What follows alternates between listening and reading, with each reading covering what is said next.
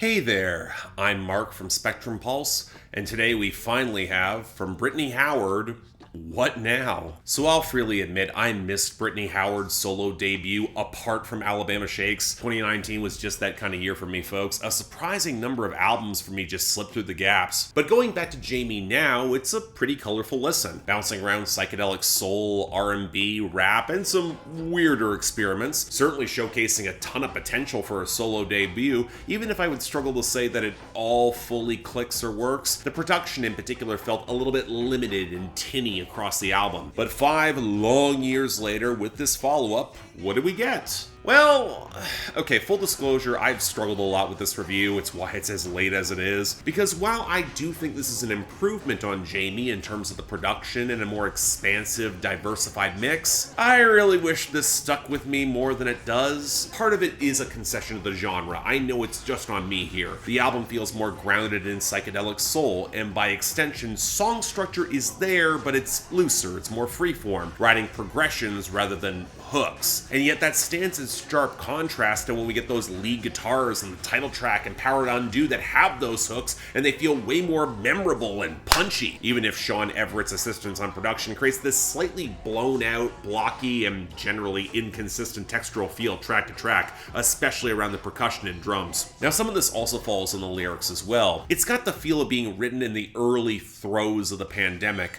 whereas there's this lingering tinge of pent-up exasperation as Brittany Howard tries to find more internal stability amidst her difficult relationships, either through holding them together or just outright ending them. I would say there's an undercurrent of depression here, but emotional labor is the term that really springs to mind for small-scale scenes that are feeling immense, established early on I Don't, reinforced with so much second guessing across Red Flags, Another Day, especially Samson, and then by the closing track it just feels like a long, exhausted exhale, where for all that she has shared and gone through, she just feels spent, even despite songs like To Be Still and Patience where she tried to find that inner peace. Obvious metatext on translating these struggles into art, but also very much believable, even if it ends off the album on a surprising downbeat note where the possibilities and introspection seem to wane from focus. It's not exactly relief. That being said, along that journey there are some real tangible high points that highlight her talent. The jagged percussive swagger of the title track and Power to Undo with just terrific guitar and bass interplay, the palpable dread amidst the wild vocal runs and unstable groove on Red Flags, the soft focus moments of To Be Still and Samson, especially with that trumpet solo on the latter, and the out of nowhere vibrant house track Prove It To You that I just really loved. And overall, again, this is a really good album where the more listens you give it,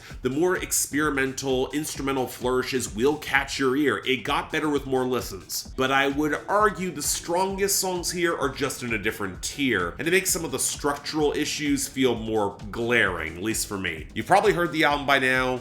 If you haven't, absolutely worth a shot. Check it out. So yeah, thanks a lot for watching. If you want to see more, please be sure to like, share, drop comments, and subscribe. Longtime Alabama Shakes fans or Brittany Howard fans, please leave your thoughts on this. I know I'm late to the punch.